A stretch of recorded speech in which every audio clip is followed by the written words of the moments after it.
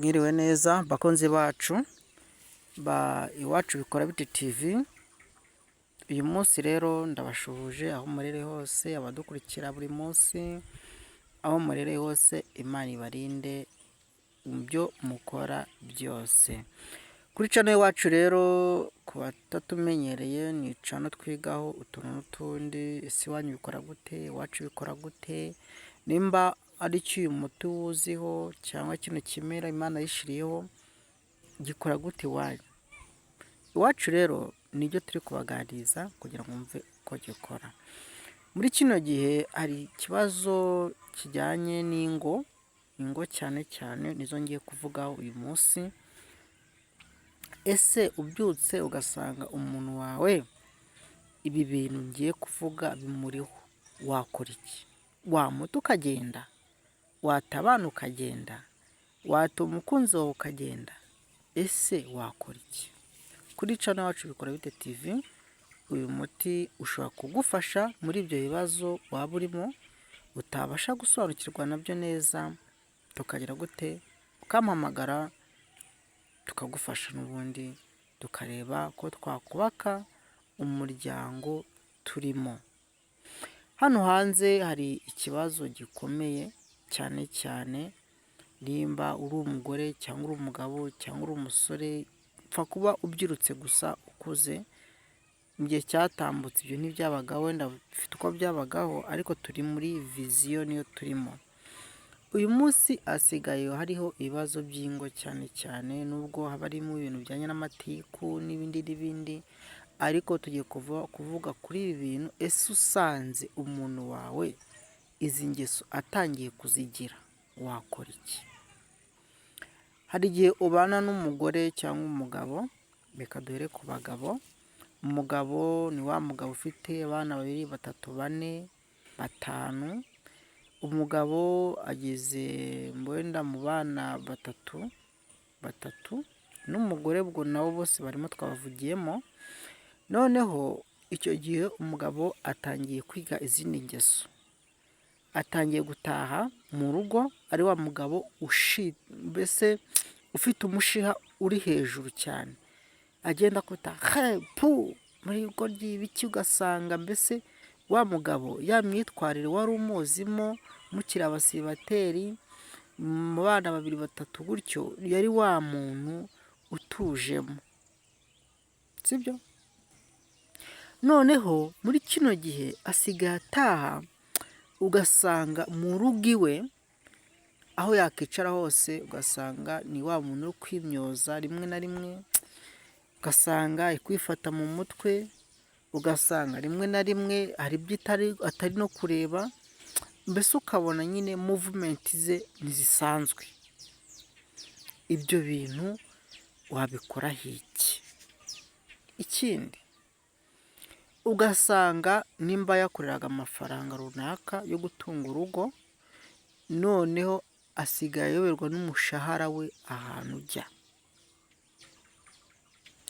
Ibindi, ugasanga ni wa muntu wazaga mu rugo mugasabana, mugaseka, mukaganira, imishinga aho, ejo tuzakora iki, ejo tuzubaka iki, ejo tuzagira gutya, tugasevingira abana. Ugasanga ya mishinga yari afite rimwe na rimwe nta kintu abitekereza ko n'ibyo inshingano zo yari azifite mu rugo, ugasanga ntabwo bikibaho. Ese uyu muntu wamushukunya ukagenda cyangwa wamufasha? Bino rero turimo tuvuga bitandukanye na karande cyangwa zino ndwara cyangwa bino bintu basigaye bateza mu rugo byo guteza ibyo by'umwiryane. Karande yo ni ugusanga wenda karande twavugamo, gusanga ugenda ukanywa nk'inzoga nyinshi, ariko harimo abazinywa bakagiramo n'ubwo bwenge, akajya azinywa agataha mu rugo yacecetse nta kibazo. Abo ngabo ntabwo aribo turi kuvuga.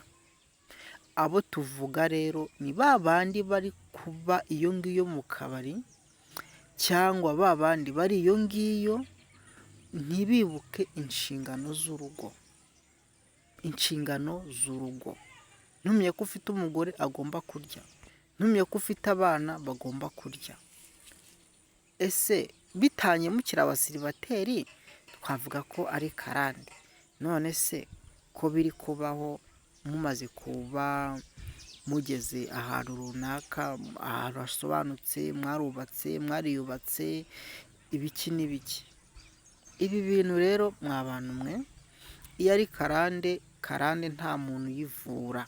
Nta muntu uvura karande mbese. Ntibazababeshye ngo tuvango na za ndugu yangu.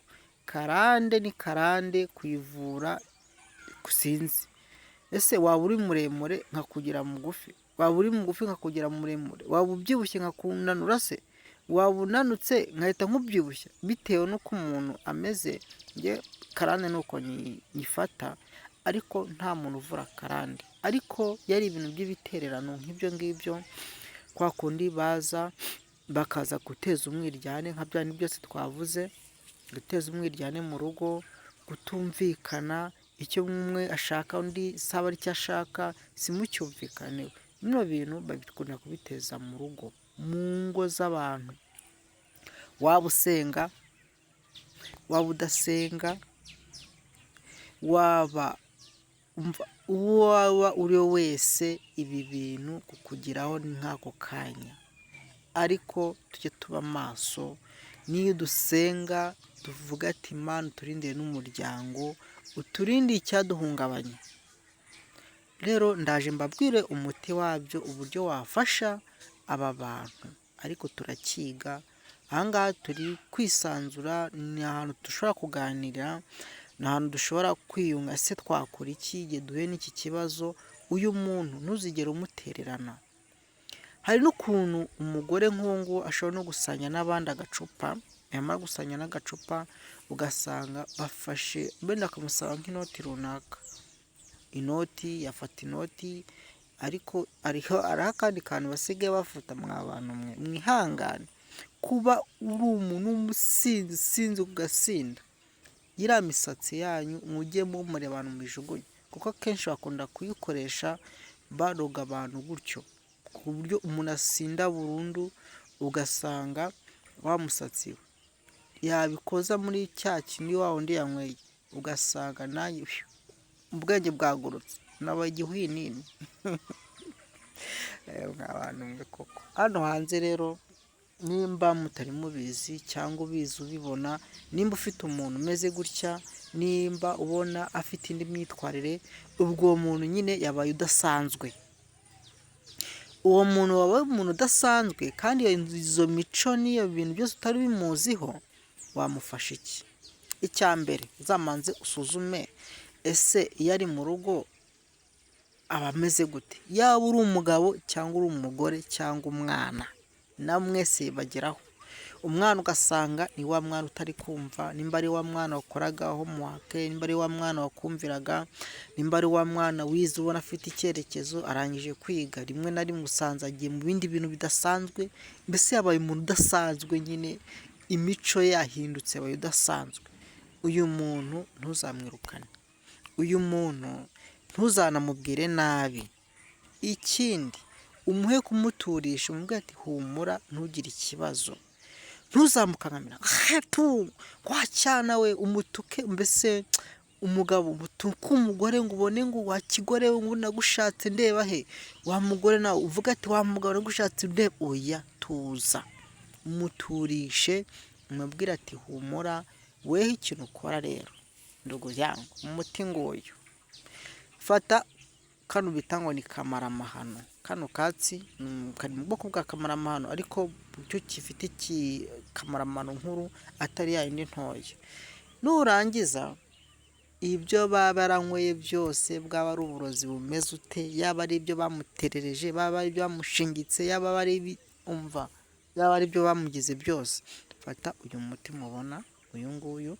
Nurangiza ugende ufate nk'ibi, ubivunemo nk'ibibabi 5 cyangwa 10. Nurangiza ugende ukamutekere mu gatoki.